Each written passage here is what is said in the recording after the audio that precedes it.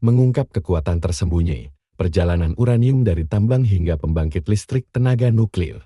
Uranium, logam berat keperakan yang tersembunyi jauh di perut bumi, mungkin terlihat seperti logam biasa, namun di balik penampilannya yang sederhana, tersimpan kekuatan luar biasa yang telah merevolusi produksi energi global dalam beberapa dekade terakhir. Pembangkit listrik tenaga nuklir PLTN hadir sebagai solusi efisien, menyediakan energi dalam jumlah besar tanpa emisi karbon. Namun, untuk menghasilkan listrik, PLTN membutuhkan bahan bakar khusus, uranium U-235 yang telah diperkaya. Mengapa uranium harus diperkaya? Proses penambangan uranium umumnya menghasilkan biji dengan kandungan isotop uranium U-238 sekitar 99% dan uranium U-235 sekitar 0,7%. Uranium U-238 tidak bersifat fisil, artinya tidak dapat menciptakan reaksi berantai. Sebaliknya, uranium U-235 bersifat fisil dan mampu menciptakan reaksi berantai yang diperlukan untuk menghasilkan energi. Karena kandungan U-235 yang sangat sedikit, proses pengayaan menjadi krusial untuk meningkatkan konsentrasinya. Dari biji mentah menjadi yellow cake. Perjalanan uranium dimulai dengan biji yang ditambang. Biji ini kemudian dihancurkan menjadi pecahan-pecahan kecil untuk memperbesar luas permukaan material, memudahkan ekstraksi selanjutnya. Biji yang telah dihancurkan kemudian melalui tahap ekstraksi dan pemurnian, di mana uranium dipisahkan dari zat pengotor seperti logam berat, mineral tanah, dan sisa-sisa batuan. Setelah dimurnikan, uranium yang terlarut diendapkan kembali dalam bentuk padat, menghasilkan bubuk uranium oksida berwarna kuning kehijauan yang dikenal sebagai yellow cake. Memanfaatkan perbedaan berat atom, proses pengayaan uranium yellow cake kemudian direaksikan secara kimia menjadi gas, yang disebut uranium heksafluorida UF6. Mengapa dijadikan gas? Karena proses pengayaan uranium memanfaatkan perbedaan berat atom antara U-235 dan U-238. Bukan perbedaan sifat kimianya, uranium U-235 sedikit lebih ringan daripada uranium U-238. Gas UF6 dimasukkan ke dalam mesin sentrifugal yang berputar sangat cepat. Putaran ini menciptakan gaya sentrifugal yang memisahkan isotop uranium berdasarkan perbedaan beratnya. Isotop U-238 yang lebih berat akan terdorong ke bagian luar tabung.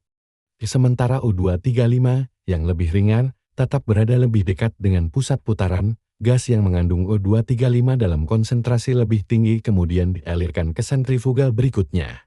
Proses ini diulang ribuan kali dalam jaringan sentrifugal bertingkat hingga mencapai tingkat pengayaan uranium U-235 yang diinginkan. Transformasi menjadi pelet bahan bakar. Setelah proses pengayaan, gas UF6 hasil pengayaan diubah kembali menjadi padat dengan penambahan kalsium, menghasilkan bubuk kristal hitam yang disebut uranium dioksida U2. Bubuk hitam ini kemudian melewati proses ekstrusi. Dipaksa masuk ke dalam pelet kecil berbahan keramik dengan cara memanaskannya hingga 1400 derajat Celcius. Pelet-pelet ini diperiksa satu persatu menggunakan uji visual, pengukuran dimensi, dan uji densitas. Pelet-pelet yang lolos kemudian dimasukkan ke dalam pipa logam silinder, biasanya terbuat dari zirkonium, logam yang mampu dilewati neutron dan sangat tahan terhadap panas. Pipa-pipa logam silinder ini kemudian dirakit menjadi satu unit, membentuk batang bahan bakar uranium U-235 yang memiliki sifat suka membelah. Inilah bahan utama yang digunakan dalam PLTN maupun senjata nuklir. Cara kerja reaktor nuklir, mengubah atom menjadi listrik agar dapat digunakan sebagai pembangkit listrik. Uranium U-235 diletakkan di dalam inti reaktor yang dirancang khusus dengan sistem keamanan tinggi untuk menahan tekanan, suhu, dan radiasi yang sangat besar di dalam reaktor. Batang-batang bahan bakar uranium sepenuhnya direndam dalam air demineralisasi. Air ini memiliki 3 fungsi penting: menyerap panas dari reaksi fisi, memperlambat neutron agar reaksi berantai bisa berlangsung stabil, melindungi dari radiasi. Ketika reaktor diaktifkan, neutron-neutron dilepaskan ke dalam inti bahan bakar dan menabrak atom uranium U-235. Tabrakan ini memicu reaksi berantai, menghasilkan panas yang sangat besar. Panas tersebut digunakan untuk mendidihkan air di dalam sistem tertutup, mengubahnya menjadi uap panas bertekanan tinggi.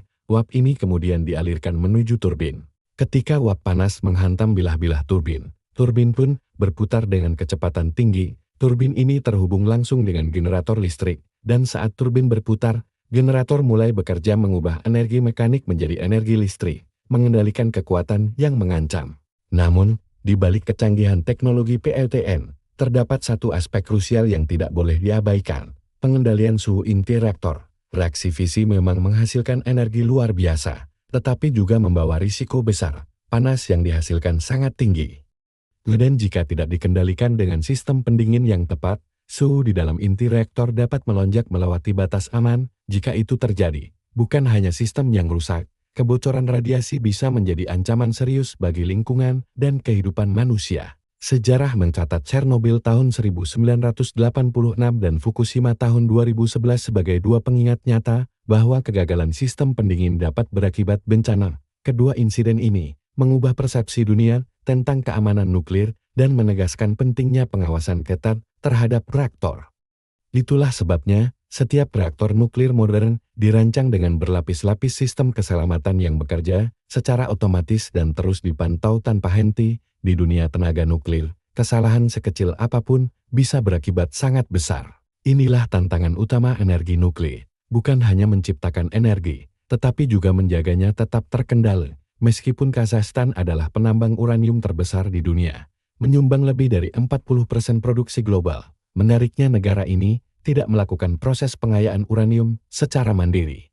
Di sebaliknya, Kazakhstan bermitra dengan Rusia untuk tahap pengayaan ini. Apakah Anda tertarik untuk mempelajari lebih lanjut tentang aspek keamanan dalam PLTN?